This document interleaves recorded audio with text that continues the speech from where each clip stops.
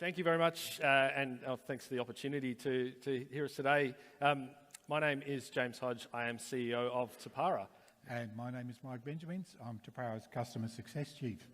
Tiparra is a fan-centric digital engagement platform. What we do is we create white label apps for sports clubs that allow them to deliver unique and engaging content to their fans on game day specifically, but also throughout the entire season.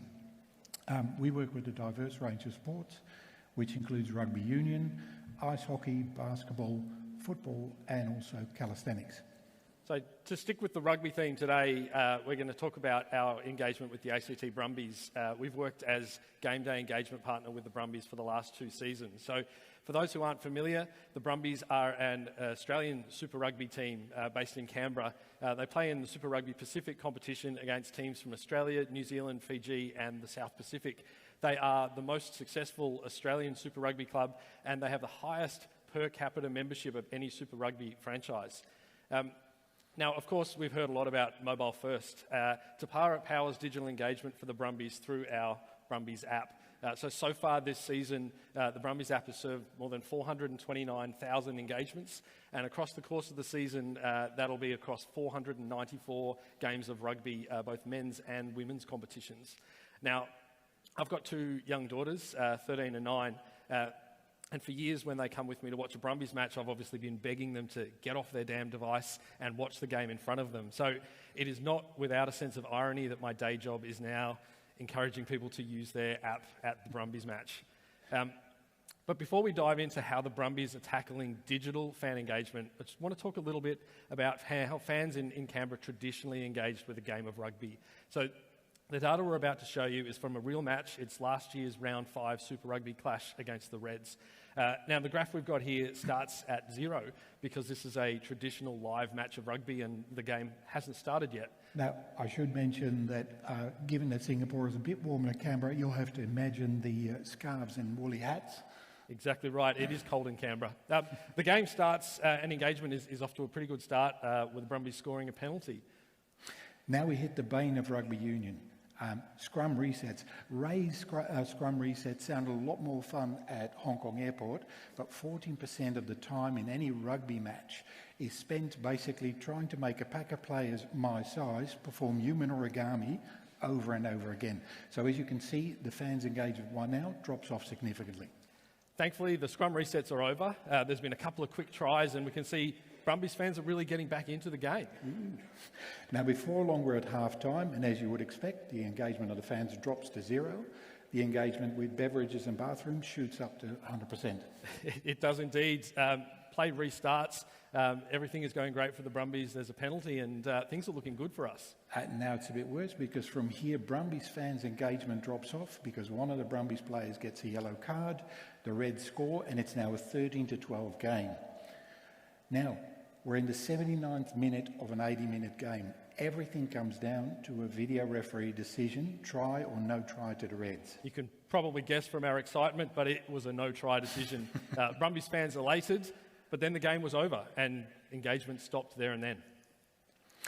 Now that we understand how Brumbies fans traditionally enjoy a rugby match, we really need to look at the problems that the Brumbies were facing with their fan engagement. Now, I can see the setup you've done here, Mike, so I'll lead this one to you. So to paraphrase Jay-Z, if you have fan engagement problems, I feel bad for your son.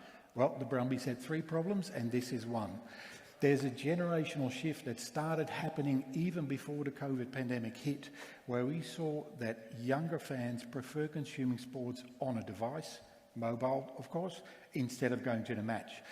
A Capgemini survey among 12,000 sports fans over 11 countries found that 77% of Gen Z and 75% of millennials basically prefer to watch sports at home with a technology-enhanced experience rather than attending a live game. Now, the second problem means that historically fans were single-threading. Basically, while they were at the stadium, you had their full attention pretty much for the entire duration of the game. Particularly when their parents told them to get off their devices. To get off the phone, absolutely. However, today's trend, the biggest one in fan engagement, is basically the use of a second screen device, SSD. in which fans engage with other types of content even while they're at a live match. Now, the third problem, basically the pandemic, forever changed the way sports are consumed across the world, including Super Rugby. So now all fans began consuming sports the way they consume streaming TV, at home with their second screen in hand, engaging with other types of content. So instead of just the younger fans, now all your fans are multi-threaded consumers. Caroline Carnegie already touched on this, that one of the problems in Australia, the drop-off in getting people back to the stadium, because basically only 26% of the respondents identified that they attend live sporting matches on a regular basis. If you look at the Gen Z cohort, that figure gets even worse, that's 17%. So all of this resulted in an overarching problem for the Brumbies, declining fan engagement. So these numbers show that fans are walking away from live sports in unprecedented numbers. And of course, for the Brumbies, the revenue for the club was falling as well. Not only that, but also the engagement with their sponsors and partners. Now, Brumbies engaged us to help answer them three questions. One, how do we get fans back to the stadium? Two, how do we leverage the second screen device trend to our advantage? And thirdly, how do we regain sponsor asset impressions if fans aren't at the stadium watching on-ground ads anymore? So Tiparra worked with the Brumbies to come up with a very cleverly named 5-play strategy to answering these questions. Now, as we've talked before, the first play is providing fans with a single hub for all Brumbies-related content, and that's the Brumbies app. So the shift to having a dedicated mobile app made it much easier for fans to find the Brumbies content that they wanted when they wanted it. Push notifications obviously are used to send information to fans and keep the Brumbies front of mind all year round. And having that cute little Brumbies icon on every phone is a way of reminding fans of their engagement and their connection to the club. But we had to make sure that the app wasn't just about rehashing social media posts. So the second play of that strategy is to focus on the generation of unique app-specific content that kept fans engaged across the season. Now, the Australian market particularly loves behind-the-scenes type content, things that get people closer to the players and to their personalities, things that make them feel part of the inner sanctum of the Brumbies, as they like to call it. Including measuring guns. Including measuring their biceps. Now, the third play of the strategy, and something we've heard a lot about, is the gamification of the fan experience. So Brumbies fans really embraced things like interactive polls and trivia competitions so they could compete against other fans at the stadium to win prizes. And some of those digital voting activities, like choosing the Brumbies player of the match, they're configured so that the result can only be seen if you're at the actual stadium. So another incentive for fans to get back to the game. But the first three phrases are all about getting fans back to the ground and embracing these second screen devices. But how did the Brumbies regain sponsor asset impressions? So the fourth play is to consider this great new suite of digital assets that the Brumbies app brings to the organisation. So a great example of this was what we did with Fiji Airways, who came on board as a major sponsor partway through the Brumbies season. Now, we saw the entire Brumbies app rebranded with Fiji Airways branding for their game day launch. And obviously that was the match against Fiji and Drua.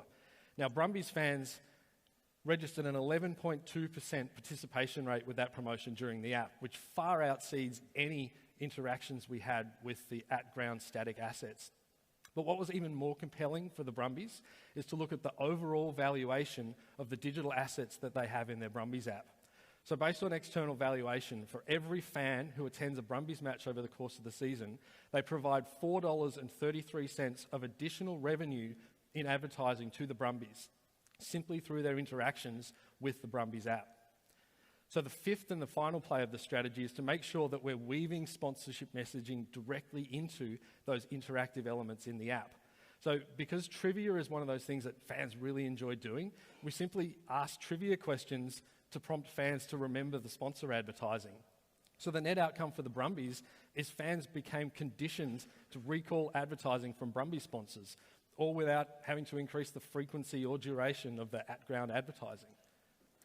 So if you remember the match that we started with at the beginning of this presentation, we'd now like to look at it again, but now with a focus on the second screen experience by the Brumbies fans using the app.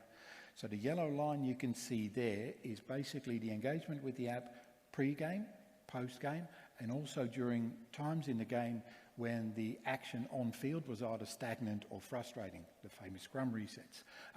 When the action gets really exciting on field, fans still put their device away because, as you could see in that last spike, the yellow line drops off. If we superimpose these two graphs, we get a view of what we like to call the net total engagement.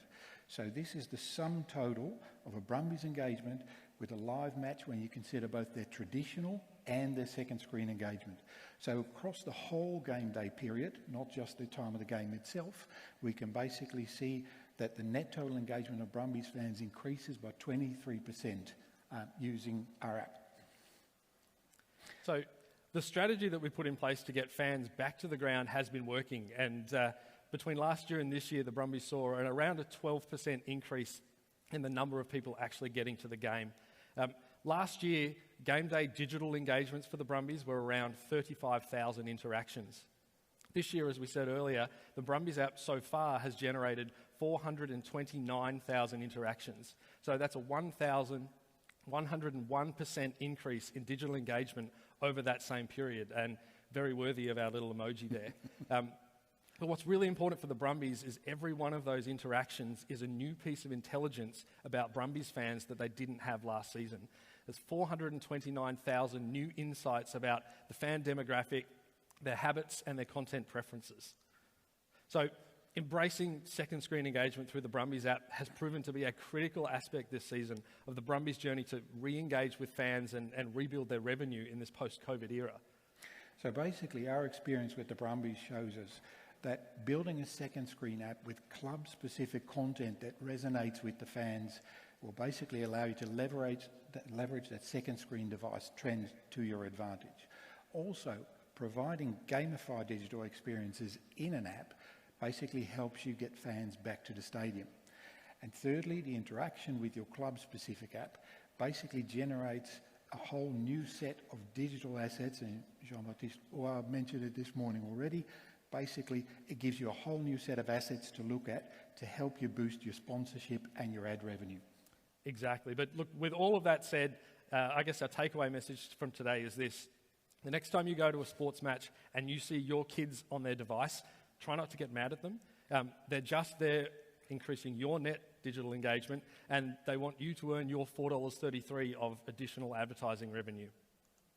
Thank you for allowing us to share some of our insights with the Brumbies with you today. There's a QR code up here if you'd like to access any of the research or any of the documents we've referred to, or simply get in touch to continue a conversation about fan engagement. Thank you so much.